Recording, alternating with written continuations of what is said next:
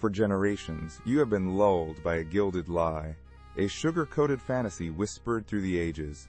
You believe you know the tale of Sleeping Beauty, a princess awakened by a true love's kiss, a story of pure enchantment. But what if I told you the truth was far grimmer, drenched in acts of unspeakable horror, where a kiss was replaced by violation and the threat of cannibalism loomed? Discard the nursery rhymes, cast aside the Disney-fied deceptions. Tonight, the 8th chapter unveils the original nightmare, the true story of Basile's brutal princess, a narrative so dark it was deliberately buried. Prepare yourselves for the uncensored, unadulterated terror of Sun, Moon, and Talia. Long before the Brothers Grimm or Charles Perrault dared to sanitize the shadows, Giambattista Basile penned Pentamerone, a collection of 50 folktales where innocence was a fleeting illusion. Among them lay the genesis of Sleeping Beauty, Sun, Moon, and Talia. It began not with a malevolent curse, but a chilling prophecy. When the Princess Talia was born, a seer warned her father, a powerful lord, that his beloved daughter's life would be endangered by a splinter of flax. Desperate to circumvent fate, the lord ordered every flax plant, every spinning wheel, every instrument of the textile trade purged from his domain. He built walls against destiny, believing he could outwit the inevitable, unaware that fate, like a relentless predator, merely awaited its opportune moment.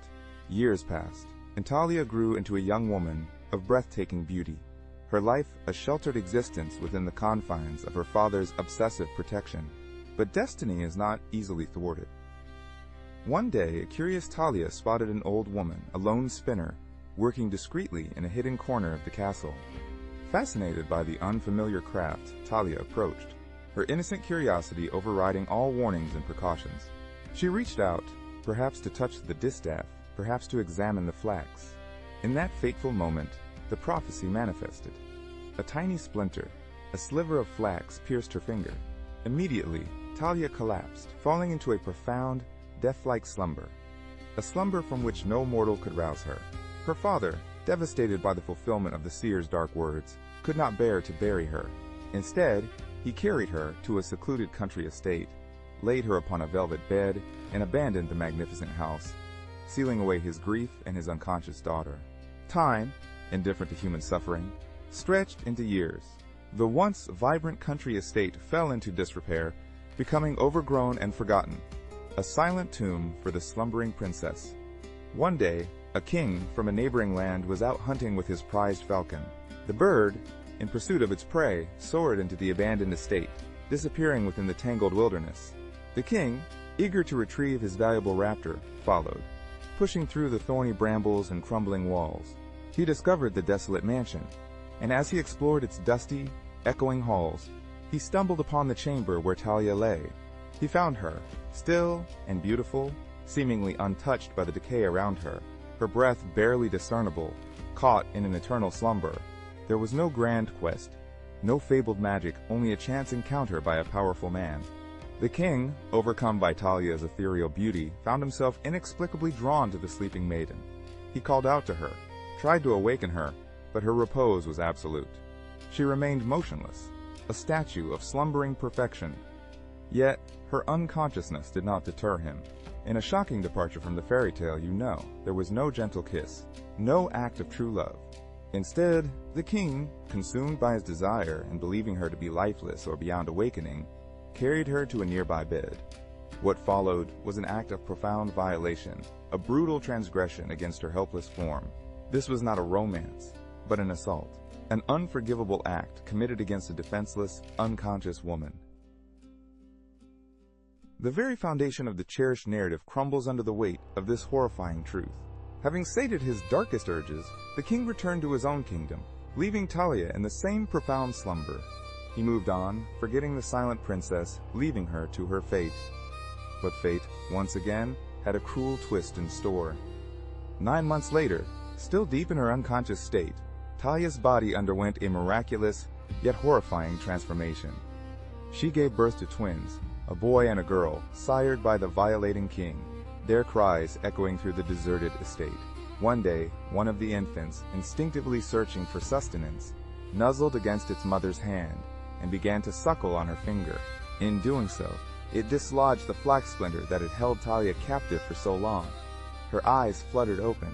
Talia awoke, not to a loving embrace, but to the bewildering sight of two infants beside her. A mother to children she had no memory of conceiving. Utterly alone, utterly bewildered, and irrevocably changed. Months passed. Talia, now fully awake, and a mother to Sun and Moon, as she named her children, made the abandoned estate her home. She tended to her infants, her life a strange, solitary existence. The king, however, found himself haunted by the memory of the beautiful sleeping woman. An inexplicable urge compelled him to return to the estate. When he arrived, he found the princess not only awake, but cradling two infants who bore an undeniable resemblance to himself.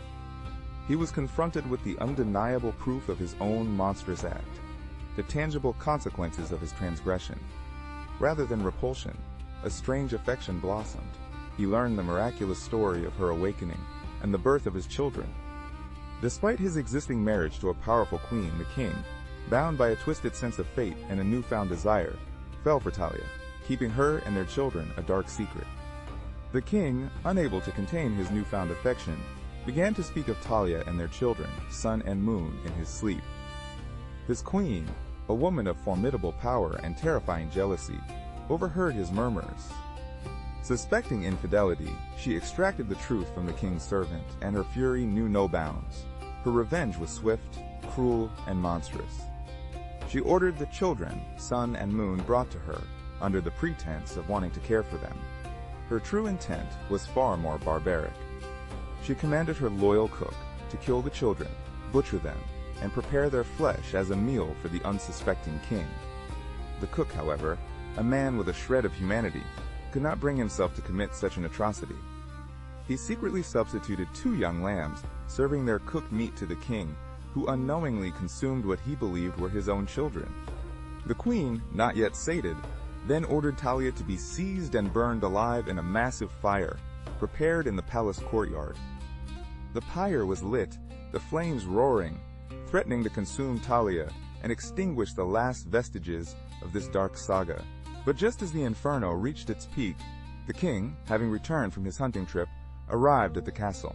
He was informed of the queen's monstrous acts, of her attempted cannibalism, and the